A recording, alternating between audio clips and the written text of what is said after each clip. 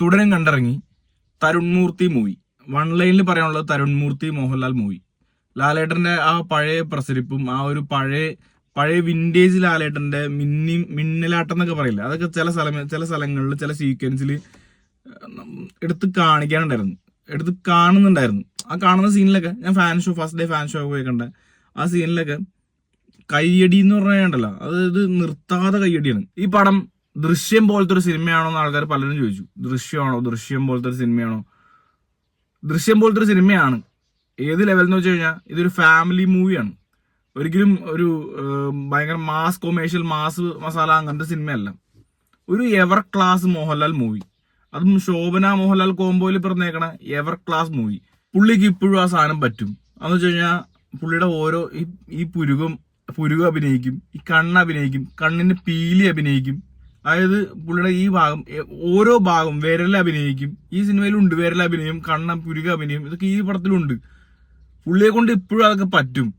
അത് ചെയ്യിക്കാത്തതാണ് ഡയറക്ടേഴ്സ്.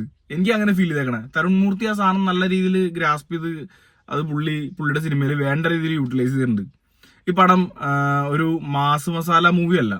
ഒരു സ്റ്റാർട്ടിങ് തന്നെ ഒരു സ്ലോ പേസിൽ തുടങ്ങി ഒരു ഇന്റർവെൽ പഞ്ച് ബ്ലോക്ക്, നല്ല കിടിലം ബ്ലോക്കായിട്ട് കൊണ്ട് നിർത്തി. ഇന്റർവെൽ ബ്ലോക്ക് ഒരു പഞ്ചോടുകൂടി കൊണ്ട് നിർത്തിയേക്കണത്. എന്താണ് കഥ, ഇനി അങ്ങോട്ട് കഥ എന്താണെന്ന് കാണിച്ചു തരുന്ന ഒരു ഇമ്പാക്ട് കൊടുത്തിട്ടാണ് ഇന്റർവെൽ കൊണ്ട് നിർത്തിയത്. അതുവരെ പടം പോണത് ഇങ്ങനെ ഒരു ഗ്രാഫിലാണ്. അതായത് ഇങ്ങനെ ഒരു ഫാമിലിയുടെ കാര്യങ്ങൾ, അവരുടെ കളിചിരി തമാശ, അവരുടെ കുടുംബത്തിലുണ്ടാവുന്ന ഇങ്ങനെയുള്ള അയൽവക്കം കൂട്ടം, പുള്ളിയുടെ എന്താണ് പഴയ പാസ്റ്റ്, അങ്ങനെയുള്ള കാര്യങ്ങളൊക്കെ കാണിച്ച് പോണത്. പക്ഷെ പാസ്റ്റ് കാണിക്കുമ്പോഴും കുറെ ചില സ്ഥലങ്ങളിലൊക്കെ കാണിച്ച് ടച്ച് ചെയ്ത് പോകുന്നുള്ളൂ. അത് അവിടെ കഥയുടെ സിറ്റുവേഷനിൽ അത്ര ആവശ്യപ്പെടുന്നുള്ളൂ. പക്ഷെ ഇന്റർവെൽ ആയി കഴിയുമ്പോൾ, ഇന്റർവെല്ലിൽ കൊണ്ട് സിനിമ നിർത്തി കഴിയുമ്പോൾ നമുക്ക് മനസ്സിലാവും സെക്കൻഡ് ഹാഫിൽ വേറൊരു സാധനം വരാൻ പോണ. ആ സാധനം നിങ്ങൾ ചിന്തിക്കുന്നതിനൊക്കെ അപ്പുറമായിരിക്കും എന്നുള്ള രീതിയിൽ.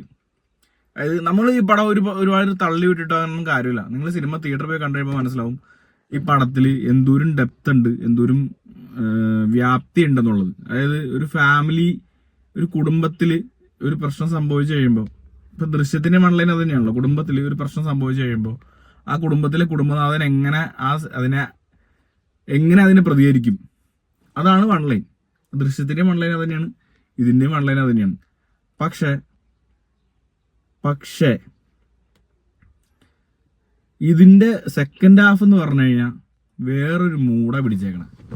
വേറൊരു മൂടെന്ന് പറഞ്ഞു കഴിഞ്ഞാൽ എനിക്ക് അതിന്റെ ബീജിയം ഒക്കെ കേട്ട് കഴിയുമ്പോൾ, അല്ല ബാക്ക്ഗ്രൗണ്ട് സ്കോർ കാര്യങ്ങളൊക്കെ കേട്ട് കഴിയുമ്പോൾ അയ്യപ്പനും കോശിയിലെ മുണ്ടൂരുമാടനെ എനിക്ക് ഫീൽ ചെയ്തു. അതിനകത്ത് ബിജു മേനോനേക്കാളും ആപ്റ്റായിട്ട് മോഹൻലാൽ ചേരുന്ന എനിക്ക് തോന്നി. കാരണം ആ ഒരു സാധനമൊക്കെ കണ്ടറ,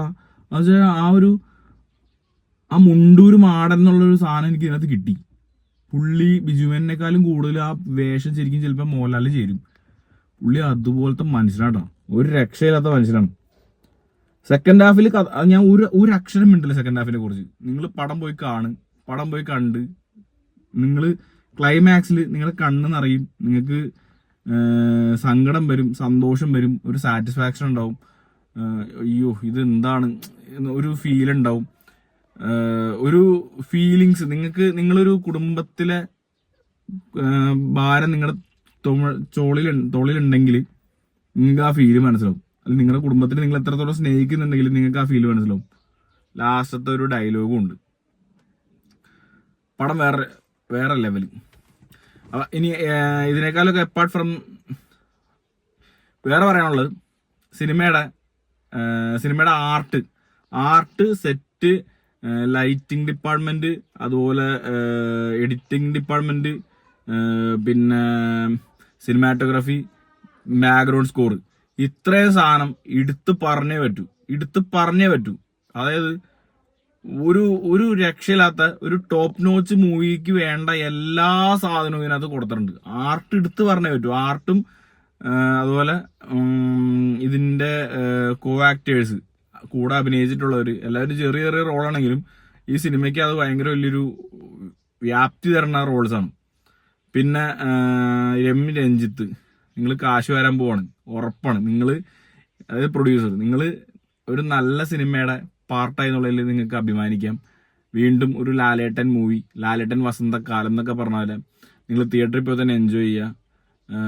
ആ പാട്ട് ഞാൻ മിസ് ചെയ്യുന്നുണ്ട്. പാട്ട് ഉടനെ തന്നെ യൂട്യൂബിൽ ഇറങ്ങുമെന്ന് പറയുന്നുണ്ട്.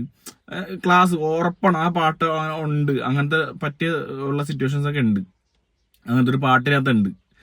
ആ പാട്ട് സിനിമയ്ക്ക് ആവശ്യമില്ല, പക്ഷെ അത് ഓഡിയൻസായി ഞങ്ങൾക്ക് ആവശ്യമുണ്ട്. ആ പാട്ട് എത്രയും പെട്ടെന്ന് റിലീസ് ചെയ്യുന്നു പ്രതീക്ഷിക്കുന്നു. പടം തിയേറ്ററിൽ പോയി തന്നെ വാച്ച് ചെയ്യുക. നല്ല സിനിമയാണ്. നല്ല സിനിമയെ നമ്മൾ സപ്പോർട്ട് ചെയ്യുക. Bye guys.